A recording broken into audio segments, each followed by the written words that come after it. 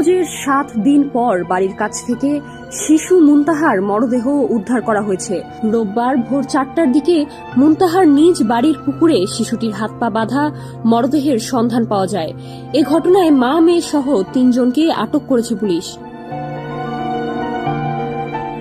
গত 3 নভেম্বর দুপুর থেকে নিখোঁজ ছিল মুনতাহা। বাবা শামীম আহমেদের সঙ্গে একটি ওয়াজ মাহফিল থেকে ফিরে অন্য বাচ্চাদের সঙ্গে খেলতে যায় মুনতাহা। তবে বিকেল 3টার পর থেকে তাকে আর খুঁজে পাওয়া যাচ্ছিল না।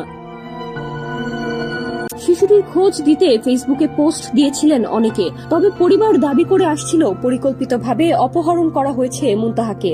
নিখোঁজের ঘটনায় কানাইঘাট থানায় একটি সাধারণ ডায়েরি করা হয়েছিল। শিশুটির খোঁজ জানালে পুরস্কার দেওয়ার ঘোষণা দিয়েছিল পরিবার। তবে আর বাড়ি ফেরা হয়নি মুনতাহার। রোববার ভোরে বাড়ির পাশের পুকুর থেকে শিশুটির হাত পা বাঁধা মরদেহ উদ্ধার করা হয়। সিলেট জেলা পুলিশের কানাইঘাট সার্কেলের সহকারী পুলিশ সুপার অলোক কান্তি শর্মা জানান, শিশুটির মরদেহ দড়ি দিয়ে বেঁধে মাটিতে পুঁতে রাখা হয়েছিল। মুনতাহার গলায় রশি পেঁচানো ছিল। শরীরে ক্ষতচিহ্ন রয়েছে। লাশ উদ্ধারের পর ময়নাতদন্তের জন্য Sylhet MAG Osmani medical college হাসপাতালে পাঠানো হয়েছে। এই ঘটনায় মুনতাহার হাউস টিউটর ও টিউটরের মা মেয়েকে আটক করেছে পুলিশ। তাৎক্ষণিকভাবে তাদের নাম জানা যায়নি, তবে তারা মুনতাহাদের পাশের বাসারই বাসিন্দা বলে পুলিশ জানিয়েছে। কানাইঘাট থানার ওসি মোহাম্মদ আব্দুল আউয়াল বলেন, গত রাতেই সন্দেহবশত আমরা মুনতাহার হাউস টিউটরকে ধরে নিয়ে আসি। তার কথাবার্তা অসংলগ্ন মনে হচ্ছিল। তখন হাউস টিউটরের বাড়ির দিকে নজর রাখার জন্য রাতেই আমরা মুনতাহার পরিবারের সদস্যদের বলি।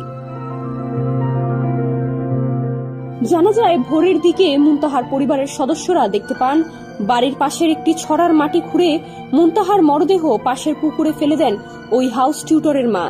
সাথে সাথে আমাদের খবর দিলে আমরা ঘটনাস্থলে গিয়ে মরদেহ উদ্ধার করি এবং হাউস টিউটরের মা এবং তার নাতনিকে ধরে নিয়ে আসি।